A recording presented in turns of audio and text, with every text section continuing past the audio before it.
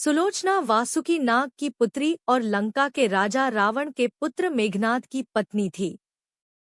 लक्ष्मण के साथ हुए एक भयंकर युद्ध में मेघनाद का वध हुआ। उसके कटे हुए शीश को भगवान श्रीराम के शिविर में लाया गया था। अपने पति की मृत्यु का समाचार पाकर सुलोचना ने अपने ससुर रावण से राम के पास जाकर पति का शीश लाने की प्रार्थना की, किंतु रावण इसके लिए तैयार नहीं हुआ। उसने सुलोचना से कहा कि वह स्वयं राम के पास जाकर मेघनाद का शीश ले आए। क्योंकि राम पुरुषोत्तम है, इसीलिए उनके पास जाने में तुम्हें किसी भी प्रकार का भय नहीं करना चाहिए। रावण के महापराक्रमी पुत्र इंद्रजीत, मेघनाद का वध करने की प्रतिज्ञा लेकर लक्ष्मण जिस समय युद्ध भूमि में जाने के लिए प्रस्तुत हुए, तब राम उनसे कहते हैं, लक्ष्मण, रण में जाकर तुम अपनी वीरता और रणकौशल से रावण पुत्र मेघनाद का वध कर दोगे, इसमें मुझे कोई संदेह नहीं है। परंतु एक बात का विशेष ध्यान रखना कि मेघनाद का मस्तक भूमि पर किसी भी प्रकार न गिरे, क्योंकि मेघनाद एक नारीव्रत का पालक है और उसकी पत्नी परम पतिव्रता है। ऐसी साध्वी के पति का मस्तक अगर पृथ्वी पर गिर पड़ा तो हमारी सारी सेना का ध्वंस हो जाएगा और हमें युद्ध में विजय की आशा त्याग देनी पड़ेगी। लक्ष्मण अपनी सेना लेकर चल पड़े। समरभूमि में उन्होंने वैसा ही किया। युद्ध में अपने बाणों से उन्होंने मेघनाद का मस्तक उतार लिया, पर उसे पृथ्वी पर नहीं गिरने दिया।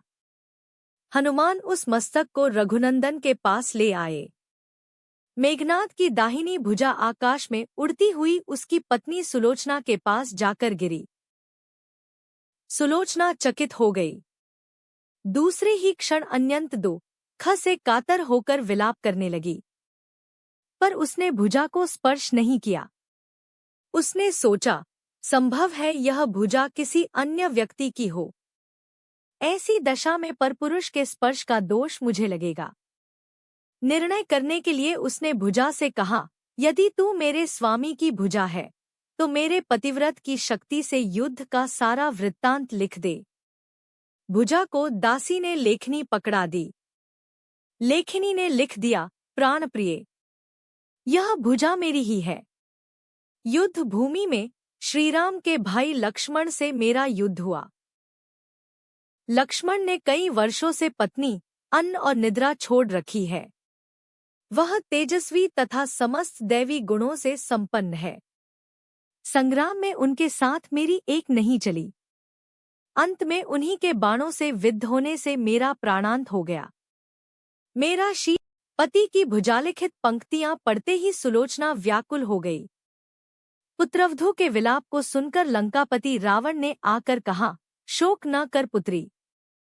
प्रात होते ही सहस्त्रों मस्तक मेरे बाणों से कट-कट कर पृथ्वी पर लौट जाएंगे।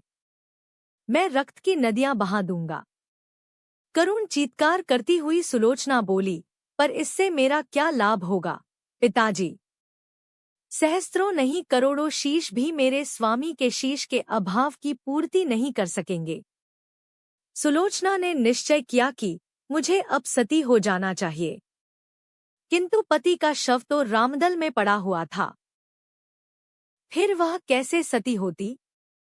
जब अपने ससुर रावण से उसने अपना अभिप्राय कहकर अपने पति का शव मंगवाने के लिए कहा, तब रावण ने उत्तर दिया, देवी, तुम स्वयं ही रामदल में जाकर अपने पति का शव प्राप्त करो। जिस समाज में बाल ब्रह्मचारी हनुमान, परम जितेंद्रिय लक्ष्मण तथा एक पत्नी व्रती भगवान श्रीराम विद्यमान है, उस समाज में तुम्हें जाने से डरना नहीं चाहिए। मुझे विश्वास है कि इन स्तुत्य महापुरुषों के द्वारा तुम निराश नहीं लौटाई जाओगी। सुलोचना के आने का समाचार सुनते ही श्रीराम खड़े हो गए और स्वयं चलकर सुलोचना के पास आए और बोले, देवी, तुम्हारे पति विश्व के अन्यतम योद्धा और पराक्रमी थे। उनमें बहुत से सद्गुण थे, किंतु विधि की लिखी को कौन बदल सकता है। आज तुम्हें इस तरह देखकर मेरे मन में पीड़ा हो रही है। सुलोचना भगवान की स्तुति करने लगी। श्रीराम ने उसे बीच में ही टोकते हुए कहा, देवी, मुझे लज्जित न करो। पतिव्रता की महिमा अपार है, उसकी शक्ति की तुलना नहीं है। मैं जानता हूँ कि तुम परम सती हो। तुम्हारे सतीत्व से तो विश्व भी थर्राता है। अपने स्वयं यहाँ आने का कारण बताओ, बताओ कि मैं तुम्हारी किस प्रकार सहायता कर सकता हूँ। सुलोचना ने अश्रुपूरित नयनों से प्रभु की ओर देखा और बोली, राघवेंद्र, मैं सती होने के लिए अपने पति का मस्तक लेने के लिए यहाँ पर आई हूँ। श्रीराम ने शीघ्र ही ससम्मान मेघनाद का शीश मंगवाया और सुलोचना को दे दिया। पति का छिन्न शीश देखते ही सुलोचना का हृदय अत्यधिक द्रवित हो गया। उसकी आंखें बड़े जोरों से बरसने लगी। रोते रोते उसने पास खड़े लक्ष्मण की ओर देखा और कहा, सुमित्रा नंदन, तुम भूलकर भी गर्व मत करना कि मेघनाद का वध मैंने किया है। मेघनाद को धराशायी करने की शक्ति विश्व में के पास नहीं थी। यह तो 2 पतिव्रता नारियों का भाग्य था। आपकी पत्नी भी पतिव्रता है और मैं भी पति चरणों में अनुरक्ति रखने वाली उनकी अनन्य उपसिका हूँ। पर मेरे पति देव पतिव्रता नारी का अपहरण करने वाले पिता का अन्न खाते थे और उन्हीं के लिए युद्ध में उतरे थे। इसी से मेरे जीवन धन परलोक सिधारे। सभी योद्धा सुलोचना को राम शिविर में देखकर चकित थे। वह यह नहीं समझ पा रहे थे कि सुलोचना को यह कैसे पता चला कि उसके पति का शीश भगवान राम के पास है। अगर आपको कथा संग्रह की पोस्ट पसंद आती है तो आज ही सब्सक्राइब करें कथा संग्रह। जिज्ञासा शांत करने के लिए सुग्रीव ने पूछ ही लिया कि यह बात उन्हें कैसे ज्ञात हुई कि मेघनाद का शीश श्रीराम के शिविर में है। सुलोचना ने स्पष्टता से बता दिया, मेरे पति की भुजा युद्ध भूमि से उड़ती हुई मेरे पास चली गई थी। उसी ने लिखकर मुझे बता दिया। व्यंग्य भरे शब्दों में सुग्रीव बोल उठे, निष्प्राण भुजा यदि लिख सकती है फिर तो यह कटा हुआ सिर भी हंस सकता है। श्रीराम ने कहा, व्यर्थ बातें मत करो मित्र। पतिव्रता के महामतय को तुम नहीं जानते। यदि वह चाहे तो यह कटा हुआ सिर भी हंस सकता है।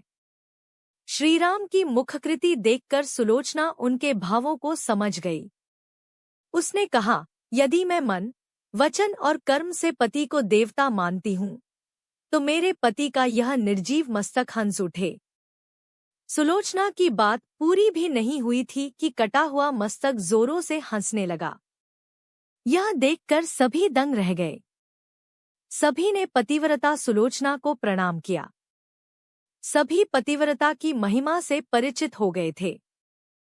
चलते समय सुलोचना ने श्रीराम से प्रार्थना की, भगवन, आज मेरे पति की अंत्येष्टि क्रिया है और मैं उनकी सहचरी उनसे मिलने जा रही हूँ।